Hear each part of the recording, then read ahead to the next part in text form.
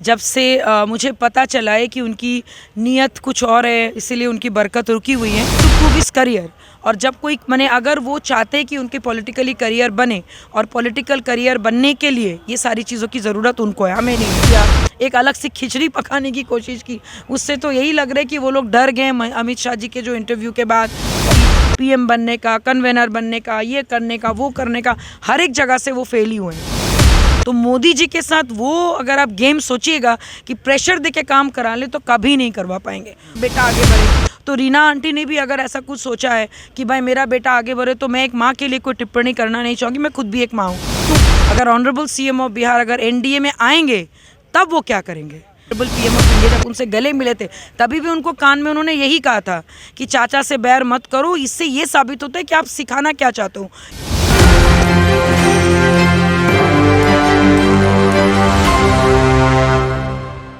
नमस्कार, मैं विकास सिंह और आप देख रहे हैं एक न्यूज़ 24। क्या बिहार की राजनीति से फिर एक बार चिराग पासवान पलटी मारने वाले हैं? क्योंकि चिराग पासवान बीजेपी के हनुमान माने जाते हैं। वैसे में ये हनुमान अब बीजेपी पर प्रेशर देने का शुरुआत कर दिया है और गुपचुप तरीके से बैठक होती है। बैठक में तमाम मुद्दों पर चर्चा होता है और अब यही मुद्दों पर बात करने के लिए हमारे साथ राष्ट्रीय लोक जनशक्ति पार्टी की मुख्य प्रवक्ता देवजानी मित्रा जी हैं। मैम, स्वागत है जी। चिराग पासवान, क्या कहेंगे पहले आप? देखिए, मैं जब भी बोलूँगी उनको बुराई लगेगा, लेकिन मैंने हमेशा से कहा है, जब से मुझे पता चला है कि उनकी नीयत कुछ और है, इसीलिए उनकी बरकत रुकी हुई है। और मेरा ये मानना है कि चिराग जी का शुरू से ही प्लान भी है कि भाई अगर यहाँ नहीं तो मुझे इंडिया अलायंस में जाना है, मुझे महागठबंधन में जाना है, क्योंकि उनको कहीं ना कहीं अपने करियर को प्रूव करना है। He has to prove his career. और जब कोई मैंने अगर वो चाहते कि उनके पॉलिटिकली करियर बने और पॉलिटिकल करियर बनने के लिए ये सारी चीज़ों की ज़रूरत उनको है, हमें नहीं है। तो चिराग जी को पलटना भाई देख लो, क्योंकि भाई अभी तक जितना भी उन्होंने भाषण दिया या जितना भी शक्ति प्रदर्शन किया, लोगों को ये लगता है कि वो एनडीए का पार्ट है। लेकिन आज जो तीनों ने मिलकर जो एक सीक्रेट मीटिंग किया, एक अलग से खिचड़ी पकाने की कोशिश की, उससे तो यही लग रहा है कि वो लोग डर गए अमित शाह जी के जो इंटरव्यू के बाद।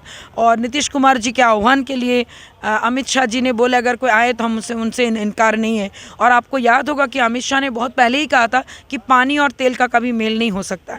तो हमेशा से ही अमित शाह जी मानते भी हैं कि लालू जी के साथ काम करना मुश्किल ही नहीं, नामुमकिन है, असंभव है, क्योंकि कहीं ना कहीं मेंटालिटी मैच ही नहीं करते। हम सब जानते हैं, क्योंकि इतना राउडी पार्टी है वो कि राउडीनेस के साथ नीतीश जी का जाना थोड़ा मुश्किल नहीं, बहुत मुश्किल है। इसलिए महागठबंधन में जाने के बाद उन्होंने जो जो प्लानिंग की थी, पीएम बनने का, कन्वेनर बनने का, ये करने का, वो करने का, हर एक जगह से वो फेल ही हुए हैं। लेकिन जिस तरीके से बैठक हुआ उसमें एनडीए के 2 पार्टी दल शामिल हुए, तो क्या ये प्रेशर दिया जाएगा अब एनडीए को कि आप अगर नीतीश जी को लाएंगे तो हमारा सीट जो है वही होना चाहिए, नहीं तो हम अलग होंगे?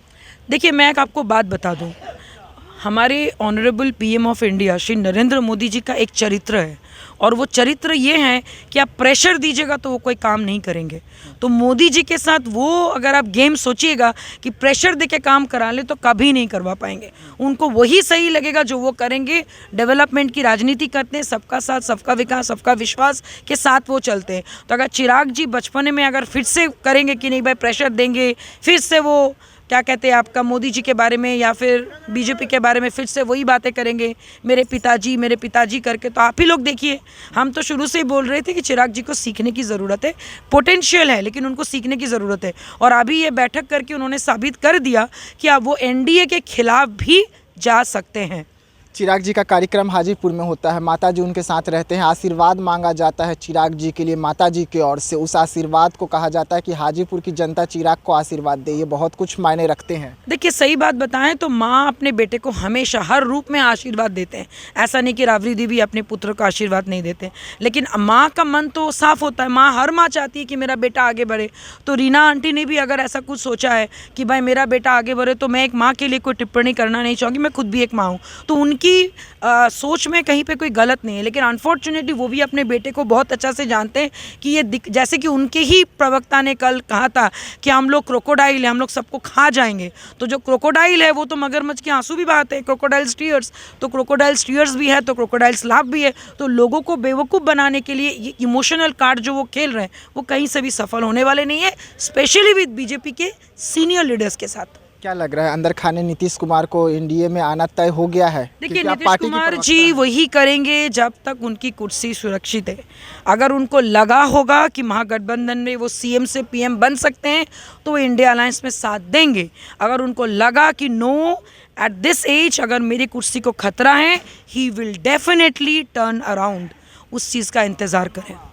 उस चीज़ का इंतजार सब कर रहे हैं कि कब बिहार सरकार गिरेगी, और क्योंकि खरवास भी खत्म हो गया तो कयासों का दौर जारी है। बिल्कुल, बिल्कुल। लेकिन इस दौर में चिराग पासवान का एक दावा ठोकना कि उन्हें 6 सीट मिलेगा और ये एनडीए से तय हो गया है, तो चाचा को कितना सीट मिलेगा अगर चिराग पासवान 6 सीट पे दावा ठोक रहे हैं सबसे तो? बड़ी बात है, अगर उनको 6 सीट भी चाहिए, ऊपर से वो छुप के मीटिंग भी कर रहे हैं, वो कभी मोदी जी को कुछ बोलते भी हैं, कभी नीतीश जी को कुछ बोलते हैं, उनसे ये सवाल कीजिए ना, अगर ऑनरेबल सीएम ऑफ बिहार अगर एनडीए में आएंगे तब वो क्या करेंगे।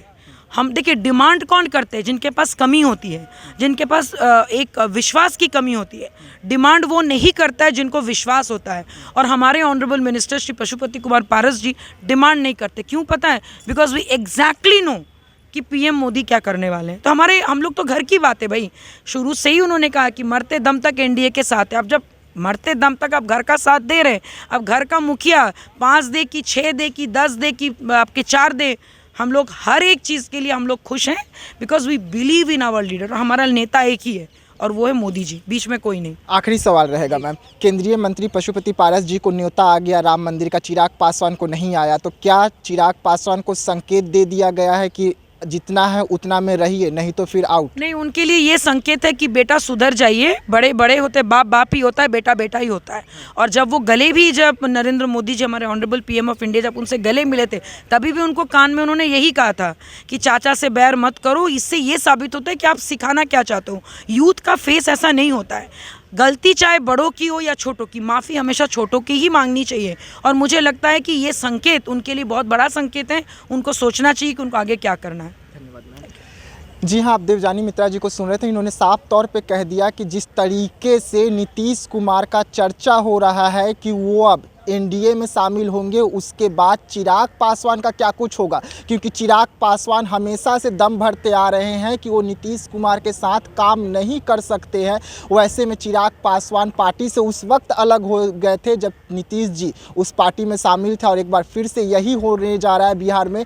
अब चिराग पासवान क्या कुछ करेंगे, अंदर खाने मीटिंग हो रही है, अब इस पर बीजेपी क्या एक्शन लेगी। ऐसे तमाम खबरों के लिए बने रहिएगा एक न्यूज़ 24 के साथ। हमें दीजिएगा इजाज़त। धन्यवाद।